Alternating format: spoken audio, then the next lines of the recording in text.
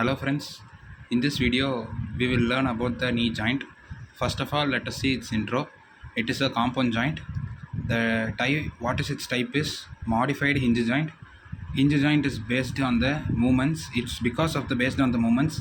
It is because it provides flexion, extension, medial rotation and lateral rotation, different types of movements. So it is a modified hinge joint. Next, articulating surfaces. There are three articulating surfaces of the knee joint. First is lower end of the femur and upper end of the tibia and patella. Okay, lower end of the femur. In lower end of the femur there are two condyles, medial condyle, lateral condyle. Between these two condyle there will be anterior and the posterior surface, which is also called as trochlear surface. Between the medial and the lateral condyle, in the anterior surface it is called as trochlear surface. In the posterior it is called as intercondylar notch or fossa, intercondylar fossa. Next, in the upper end of the tibia there will be two condyles. One is medial condyle and the lateral condyle. Between these two condyle there will be an area called as intercondylar area or intercondylar eminence. Okay, the third articulating surface is the patella, particularly posterior surface of the patella that articulate with the only with the femur. Okay, the posterior surface of the patella only articulated with the femur. Now let us see one important note point. Between the lower end of the femur and upper end of the tibia, the joint is called as condylar joint because both medial and the lateral condyles are attached. So the joint type is condylar joint. Next, between the femur and the patella, it is a saddle joint. Once again, from the lower end of the femur and the upper end of the tibia, the joint type is condylar joint. Next, between the femur and the patella, the joint is saddle joint. Next, there are 10 most important ligaments which is most important in the knee joint itself. Okay, let us see. First ligament is lateral collateral ligament and medial collateral ligament. Lateral collateral ligament, as the name indicates, it is between the lateral epicondyle of the femur to head of the fibula. Medial collateral ligament. Medial collateral ligament is between the medial epicondyle of the femur to upper part of the medial surface of the tibia. To understand this, let us see one diagram. Okay, this is femur and this is tibia. The lateral collateral ligament is from the lateral condyle of the femur, epicondyle of the femur to upper end of the fibula. Okay, next, medial collateral ligament is from the medial epicondyle of the femur to medial surface of the tibia. Next ligament is anterior cruciate ligament and posterior cruciate ligament. Anterior cruciate ligament is between the inner surface of the lateral condyle to the medial menisci anteriorly. This lateral condyle represents the lateral condyle of the femur. Anteriorly, medial menisci. Next, posteriorly, posterior cruciate ligament is present. Okay, between the inner surface of the medial condyle to the lateral menisci.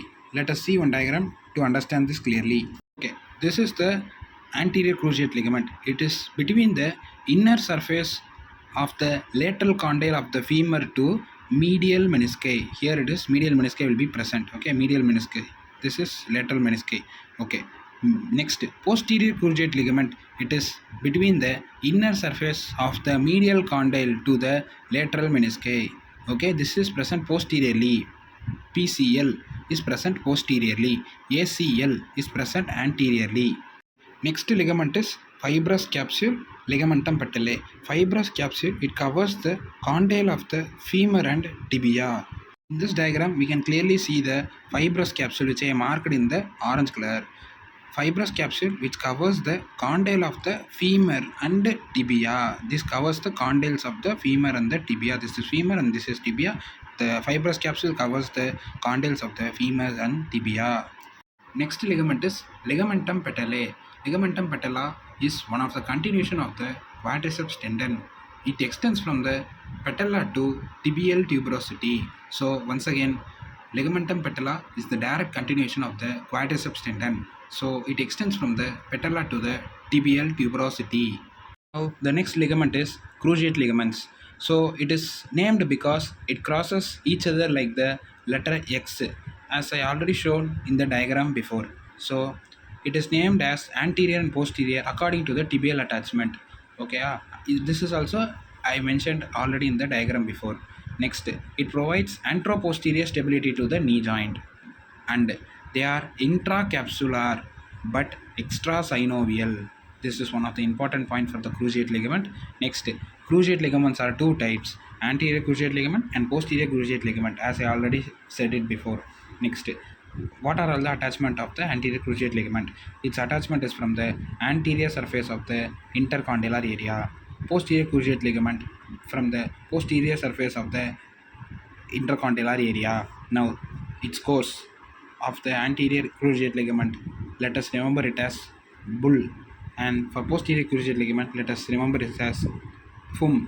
The for course of anterior cruciate ligament, it is bull. The bull represents backward, upward, and laterally. The fum represents forward, upward, medially for the posterior cruciate ligament. Next, functions of the anterior cruciate ligament. Anterior cruciate ligament is taut or stretched during the extension of the knee joint. This is one of the important point. Next, posterior cruciate ligament is taut during the flexion of the knee joint, which is opposite to the ACL. Next, anterior cruciate ligaments prevents the anterior dislocation of the tibia on femur. This is most important point for the anterior cruciate ligament. Again, for posterior cruciate ligament prevents the posterior dislocation of the tibia on the femur. Sometimes it may be confused as, or it can be changed as, ACL prevents the anterior dislocation of the tibia on the femur. This is the point we have studied, okay? But it can be also read as ACL prevent the posterior dislocation of the femur on the tibia. This is also same, okay? Also here, PCL prevents the anterior dislocation of the femur on the tibia. This is also same as this one, okay? Next, collateral ligament. They are extracapsular. As we seen in the cruciate ligament, they are intracapsular. Here the collateral ligament are extracapsular, meaning extra means it is outside the layer. Capsular, it forms the capsule and connecting the two joints or ligaments, okay? Now it provides the side to side stability, but in the cruciate ligaments they provide anteroposterior stability to the knee joint. Okay, there are two types of the collateral ligament, which is medial and the lateral collateral ligament. Now let us see the attachment of the medial collateral ligament and lateral collateral ligament. Medial collateral ligament is also called as tibial collateral ligament because it is a modified part of the adductor magnus. Next, lateral collateral ligament is also called as fibular collateral ligament, and it is a modified part of the biceps femoris tendon. Okay, medial collateral ligament, there are two types of attachment. One is from the femoral part, next is from the tibial part. Femoral part is from the medial epicondyle of the femur, and tibial is by the superficial and deep part. Superficial is by upper part of the medial surface of the tibia, and deep is by the attaches with the fibrous capsule. To understand this, let us see a diagram. Marked point is called as medial collateral ligament. It is superficial and this is the deep.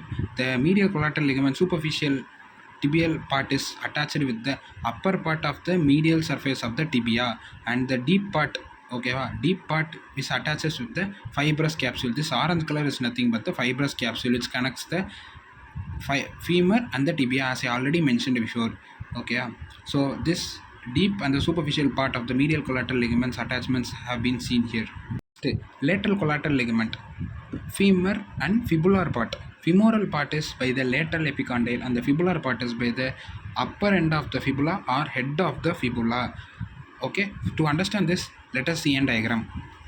Here lateral collateral ligament is attached from the lateral epicondyle of the femur to upper end of the or head of the fibula, okay, as seen clearly in this diagram. Now let us see the menisci. Menisci is nothing but semilunar shaped cartilage. It is made up of the fibrocartilage.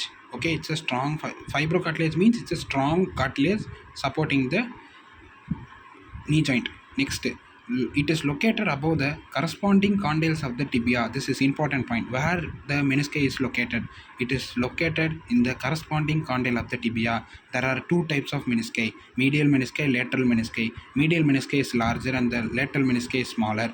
The medial and the lateral menisci anterior parts are connected by the transverse ligament. There are some parts of the menisci. There are two ends, anterior end and the posterior end. Both are attached to the intercondylar area of the tibia. Once again, anterior end and posterior end are attached to the intercondylar area of the tibia. Next, two margins and two surfaces. Two surfaces are superior and the inferior surface, and two margins are outer margin and inner margin. Outer margin is thick and thin is inner margin. Okay. To understand the medial menisci and lateral menisci clearly, let us see some differentiation between it. So the size of the medial menisci is larger than the lateral menisci. Next, shape of the medial menisci is semicircular and lateral menisci is almost circular. Then, which one is more prone to injury? The medial menisci is more prone to injury. The lateral menisci is less. We can remember it as MM or LL. Okay. Next, attachment. The attachment of the medial menisci is from the medial collateral ligament and fibrous capsule. The lateral menisci attaches to the popliteus tendon. Okay. To understand this medial menisci and lateral menisci, let us see a diagram. So to understand the menisci clearly, let us see this diagram properly.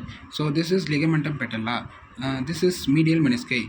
This is lateral menisci. The medial menisci and the lateral menisci is attached anteriorly with the transverse ligament, and the transverse ligament is attached with the popliteus tendon. Okay, this is popliteus tendon. Next, this is anterior cruciate ligament. This is posterior cruciate ligament. Okay, this is a small diagram representing the menisci and the cruciate ligaments. Okay, and ligamentum patellae. Next, let us see its function of the menisci. There are two important functions of the menisci. First one is it increases the concavity of the tibia. Okay. Next, it acts as the shock absorbent. Okay. Next ligament is oblique popliteal ligament. It is derived from the semimembranosus tendon. Okay. And then it is pierced by the two important components. One is middle genicular artery and posterior division of the obturator nerve. The middle genicular artery is the main artery supply for both anterior cruciate ligament and posterior cruciate ligament. Okay, there are two components, middle genicular artery and posterior division of the obturator nerve. Artery and a nerve. Okay, next ligament, transverse ligament. Next ligament, coronary ligament. Transverse ligament is between the anterior end of the two menisci. As I already mentioned, between the lateral and the medial menisci, there will be a ligament called as, in the anterior end, it is nothing but transverse ligament. Next, in the coronary ligament, it is between the menisci and the condyle of the tibia. Let us see the movements of the knee joint. The movements of the knee joints are flexion, extension, medial rotation and lateral rotation. Flexion is by the hamstrings and extension by the quadriceps femoris, and the medial rotation is by the semitendinosus and semimembranosus muscle, and lateral rotation is by the biceps femoris muscle. Okay, then the locking and the unlocking mechanism of the knee joint. The locking mechanism is it is because medial rotation of the femur on the tibia causes the locking, and unlocking is opposite to the locking, which is lateral rotation of the femur on the tibia. Okay. Next, the locking muscle, which is mainly by the vastus medialis muscle mainly, plus additionally quadriceps femoris also causes locking. The unlocking muscle is by the popliteus. Okay. Next, all ligaments are stretched in the locking. Next, unlocking, all ligaments are relaxed, opposite to the locking. If we remember the locking, we can remember or write opposite points to the unlocking as locking points. Okay. Next, let us see the bursae of the knee joint. So there are four important bursae of the knee joint. If you want bursae clearly, you can ask me in the comments. I will make a clear video about the all bursae of the knee joint. Okay. Now let us see the bursae. Suprapatellar bursa, subcutaneous infrapatellar bursa, deep infrapatellar bursa and prepatellar bursa. These are all the important bursae of the knee joint. Okay, now let us see the relations of the knee joint. Okay, now understand the relations of the knee joint. So to understand this, we will draw some diagram like anterior, posterior lateral and medial. So anteriorly by the anterior relation is formed with the ligamentum patellae here. Okay. Next, post. This is posterolateral. This is posteromedial. This is anteromedial, and this is anterolateral. So posterolateral is formed by the lateral head of gastrocnemius, biceps femoris, and plantaris.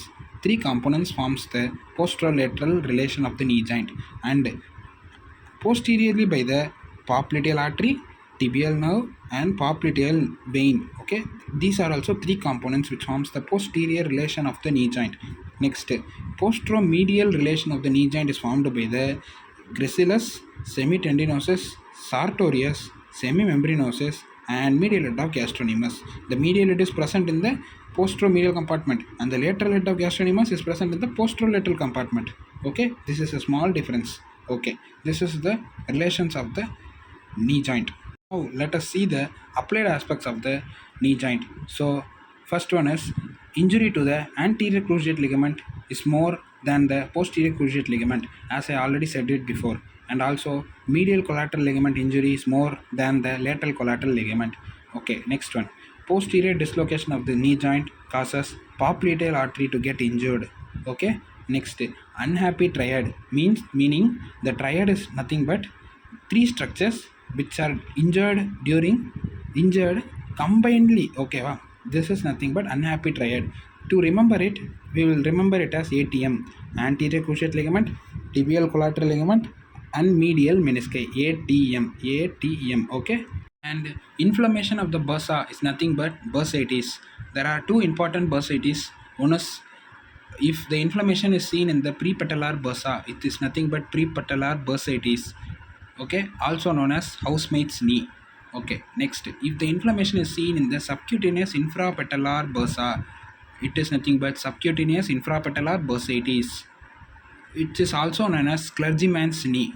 Okay, next one, peculiarity of the suprapatellar bursa communicates with the cavity of the knee joint. This is one of the applied aspect of the knee joint. So in this video we have been clearly learnt about the knee joint.